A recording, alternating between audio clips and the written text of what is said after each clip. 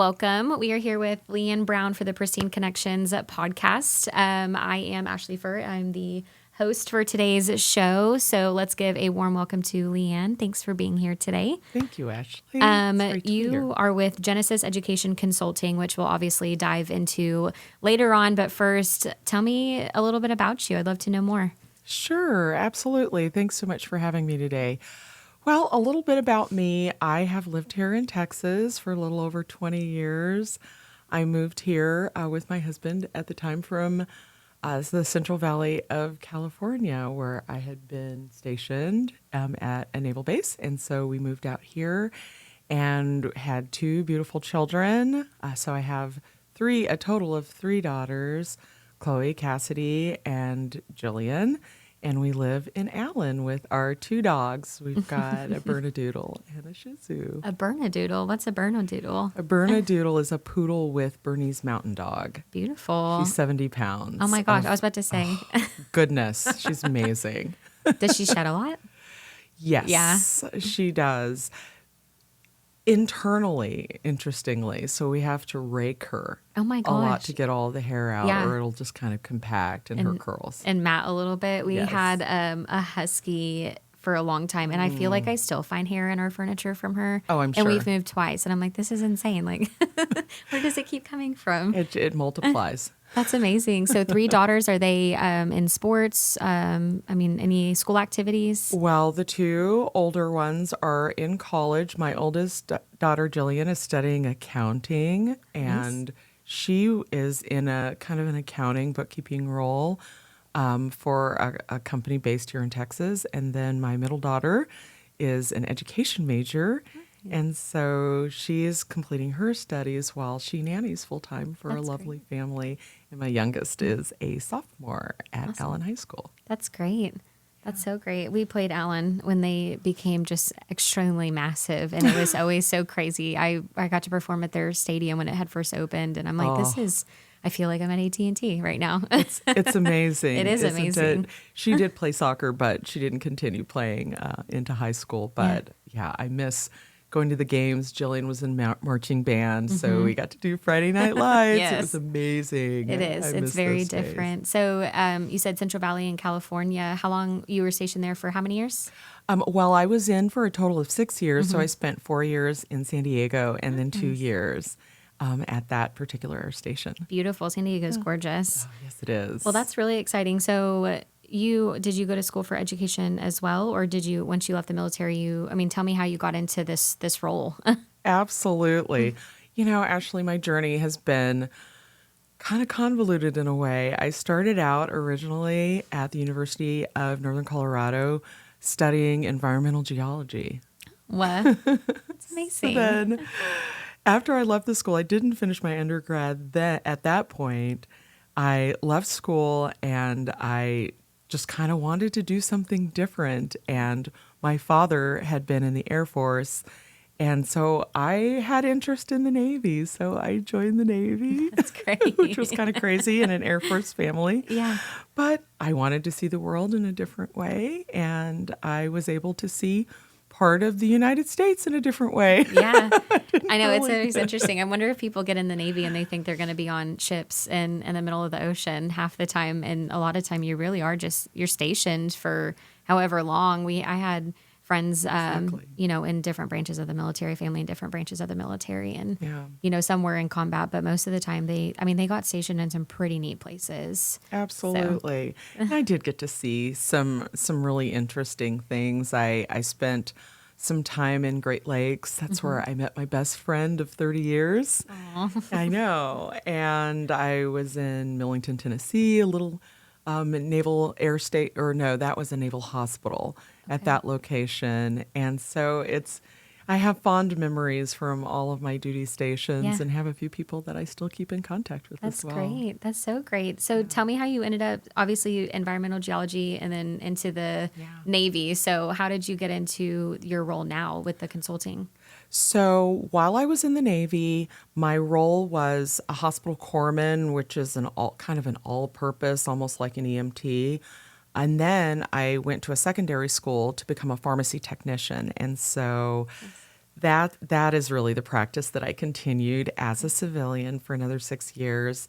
And then at the time I was working at Big Baylor, and we took student externs. And so in communicating with all of the schools with whom we had these externship partnerships, I was invited by one of the schools to come and teach Wow. at their pharmacy tech program. And so I taught there for a little over a year, and then accepted the program administrator role that had been vacant. And then I continued on there at Richland College in Richardson for 12 years. Wow. And that is where I learned and fell in love with the process of curriculum development and course design. Not just because I had to teach across my own curriculum, but I rebuilt each of the courses, created online and hybrid courses while I was there. And then I began to see that there's a sustainable need for quality course design. Yeah. And so I established my sole proprietorship, Genesis Education Consulting, in fall of 2015. And then I made the decision in 2017 to leave the college and pursue education consulting on a full-time basis.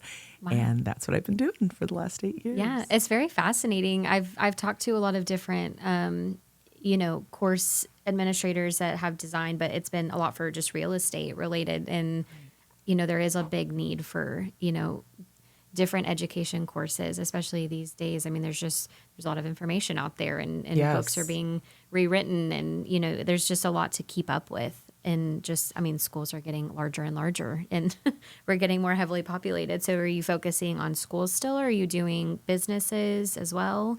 That's a great question. And that kind of touches into how I gained involvement in the LiAnne Pristine Connections group in the first place. My primary audiences had really been twofold. First, obviously, higher education for schools that want new coursework built or a new program stand up. But then also, I designed content in the corporate space and worked for 3 years, both as a full-time employee and as a contractor for Toyota Financial Services, designing a lot of different types of learning content. And what you said there, Ashley, about how learning and the face of learning is changing. We as instructional designers are trying to find more creative, innovative ways to help people learn while they're on the job, using practice-based learning, because people love to learn when they're applying prior knowledge. Oh, for sure. And so I've had a lot of wonderful opportunities to develop not just the big, heavy workshop and full-length trainings, but a lot of smaller micro-learning trainings or quick reference guides and job aids and things that a person can practically use on the job without having to sit in a 3 or 4 hour class. They just learn on the go. Yeah. And that's a lot of the content in the corporate space that I like to design. And then having been introduced to these networking groups, I began to discover an entire new audience of other individuals like myself who may need PowerPoints, pitch decks designed, brochures, logos, handouts, things of that nature, or technical writing, because I've done technical writing for a long time as well. Wow. So now I'm branching out and capitalizing on those opportunities to serve others in my profession as an entrepreneur as well. That's amazing. So many verticals, and just really big necessities. I wish I had met you when I was trying to get my pitch deck done for this new job. So, I guess talk to me a little bit about some of the challenges that you've faced starting this. I know you said 2015, and then you really launched it in 2017 on your own after you left the college. So have you had some challenges? Oh, sure. Absolutely. The primary challenge, at least initially, was finding the clients, finding the folks who were going to be able to benefit from my services. I started in 2015 consulting on accreditation because my pharmacy technician program, like a lot of allied health programs, are subject to an accreditation to prove the curriculum quality. And so a lot of programs want to gain that accreditation because it speaks to the quality of the curriculum and the experience that students will have. And so as I've continued on my journey as an instructional designer, I'm always challenged with finding opportunities to help people see the value in quality design. A challenge that I have faced in the corporate environment is trying to guide these corporate partners through designing learning assessment, because assessment doesn't happen in the corporate setting near as often as it should. And so showing someone that learning is cyclical, and as you are introducing a concept, providing some type of formative activity to help to reinforce that learning, you've got to come and close that loop by including some type of assessment that allows you to measure what kind of learning took place and how that will be practically applied to that person's day-to-day roles and responsibilities. So that's a huge challenge, gaining that buy-in on the assessment piece, and really just continuing to find those corporate business partners. So I leverage a lot of different resources, and really about 80% of my contract work has been referral traffic. That's great. That's really great. We'll talk about different networking groups, that you're part of, but you just touched on, just really just different courses. What are some of the main industries that you've been helping, in the corporate sector? Okay, there was auto finance. Right now, I'm also working on a full-time basis through a third party with Microsoft, designing Lean Six Sigma content for their teams. And I worked with YMCA of San Diego, and I designed both conflict management and change management content for them. I worked as a full-time designer for the University of Southern California, and I, along with a team of designers, designed a brand new healthcare policy program. It was a graduate program as well as an emergency management graduate program. So lots of different disciplines and subject matter, because I love the process of learning coming together. I love having conversations with subject matter experts to not just gain the content for whatever it is that we're building, but really get to know them and how their passions fuel whatever industry they happen to be an expert, and why they have chosen to serve as a subject matter expert. Why do they want to be involved in the course design in the first place? So as a designer, building those relationships is extremely important to me. And so that's one thing that I really celebrate across all the areas that I've, had the pleasure to work, is I've also come away from those having gained and sustained many wonderful relationships as well. Yeah, I'm just so fascinated that you're just a whole different scope of work in so many different industries. Some people just dive into one and stick with that one, but you've done a lot of work all over, which is great. And it broadens your perspective, and you probably learn a lot along the way while you're designing these too. Oh, absolutely. Every team's got a new tool, or I talk to other designers. We share our tools. So absolutely. I'm a lifelong learner, and every new design project is a great learning process for me. Yeah. So what's the timeline like when you first bring somebody on? What do they have requirements for you? Like, I need this done in 2 months or before the school year starts? Sure. It really depends on the project scope. For a full program build, that tends to take about 6 to 8 months, depending upon how detailed. Really, when a lot of people are thinking about working with an instructional designer, it's really important for them to consider how technical and how much or to what extent they want their content to be media driven, because the more media is involved, the more production time is going to be required. And so I've designed some programs where they simply want, just lecture presentations along with classroom activities and exams, whereas others want guided lectures where the students have voiceover to help to further emphasize key learning points and things of that nature. So even when I'm building out similar programs, every program director has a little bit of a different viewpoint on how they want that content to be delivered to their learners. And so I still get to put a slightly different spin on every build, which is really a lot of fun. That is fun. And everybody's such different learners too, like me personally, I'm definitely visual and very hands-on. It's all repetition for me.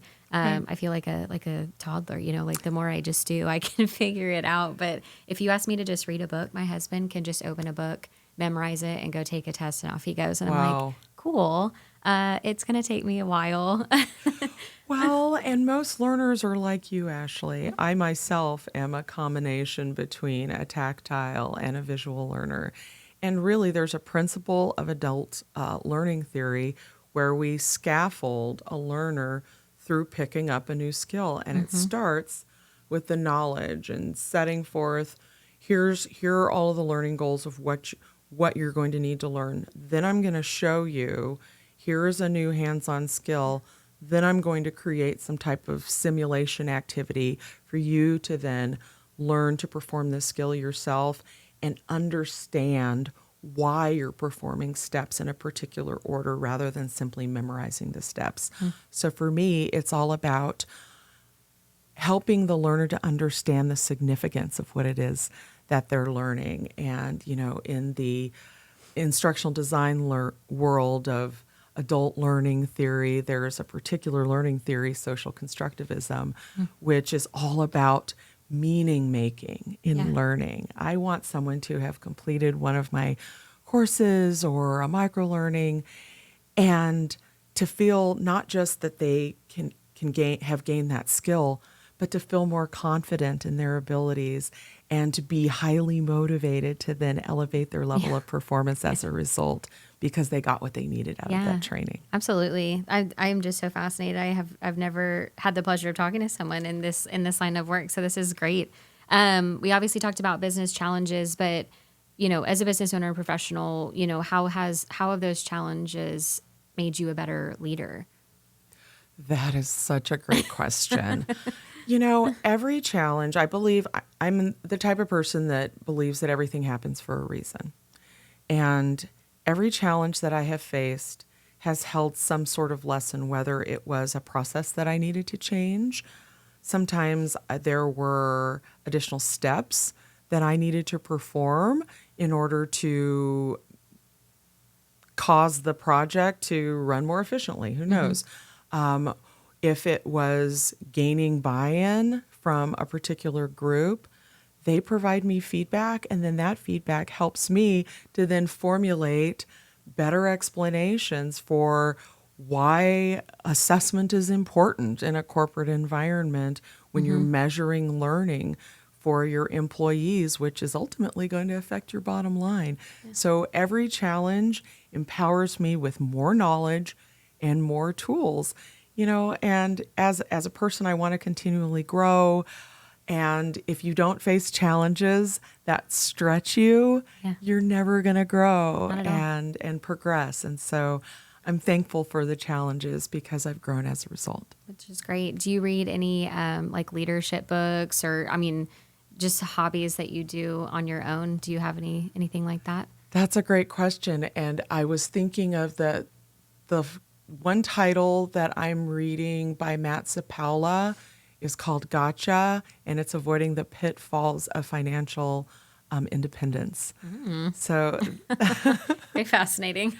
Yes, indeed. Just because financial stewardship as a small business owner is very important, and I have future plans for other business ventures. And so I really want to equip myself with the right mindset for sure. before I dive into new ventures, especially because I do have a lot of competing priorities. So I want to make sure that I'm allotting an appropriate time for all the things that are important in my life and ensuring that I make time for my husband and my family. And we have a very active family, and we're involved in a lot of activities with our extended family. So that's awesome. I want to ensure I make time for those things as well. Absolutely. That's amazing.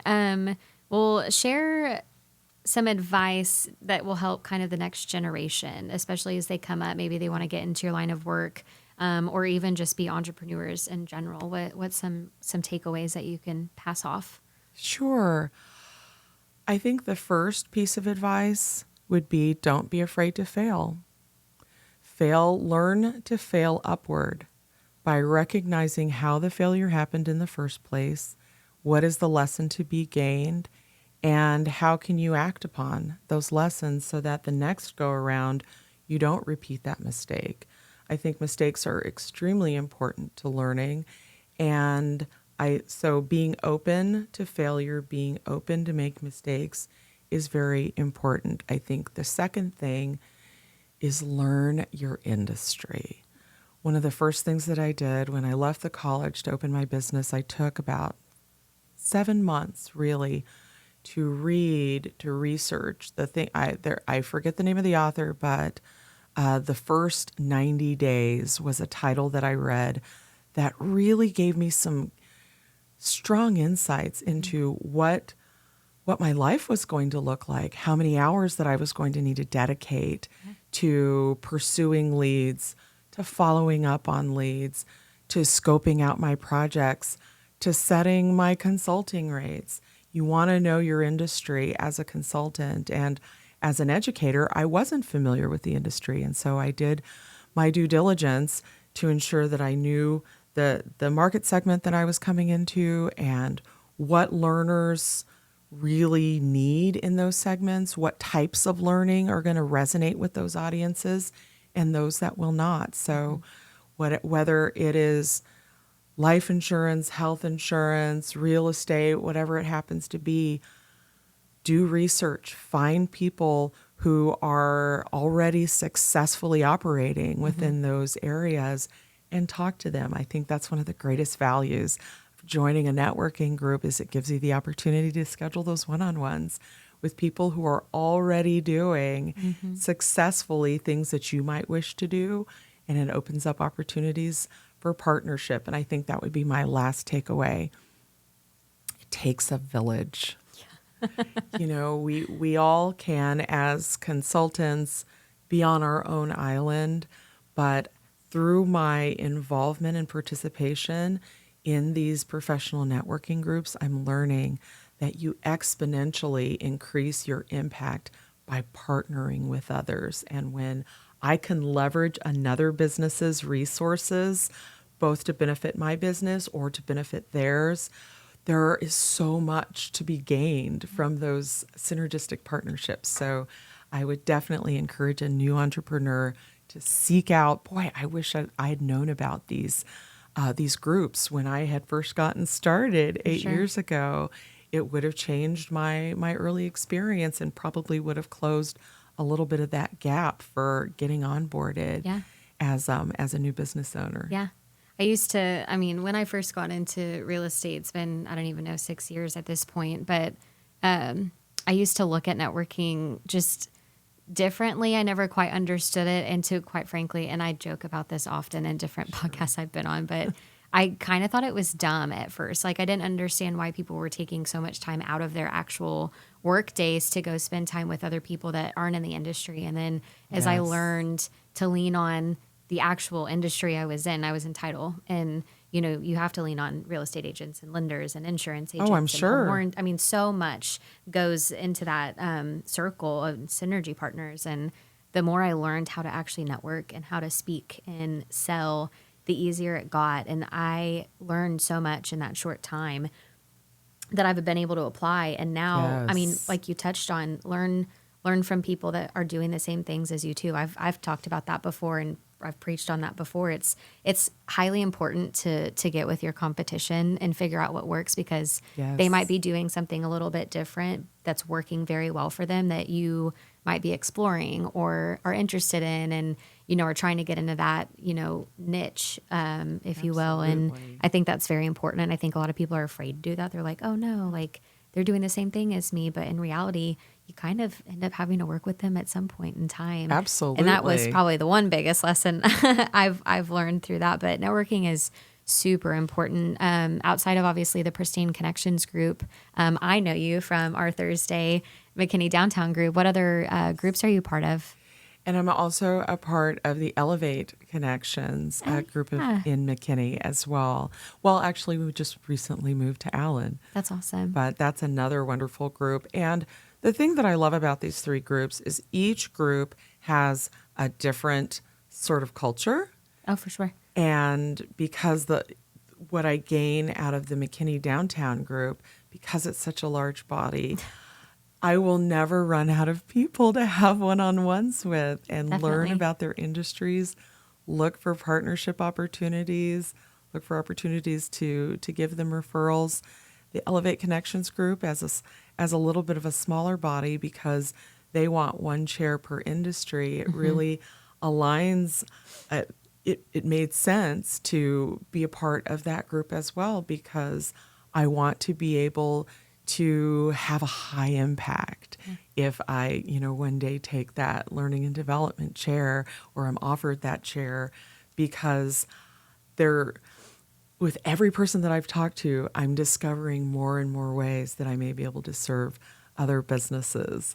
And then, of course, with the Allen Pristine group, that group is highly synergistic and encourages business owners to partner with each other, to have conversations, to help to better understand another person's business, because you never know how you may be able to assist them in some way that may be unrelated to their particular discipline. Because if you're out there, for example, if someone is out there pressure washing a surface, that person might also need landscaping done.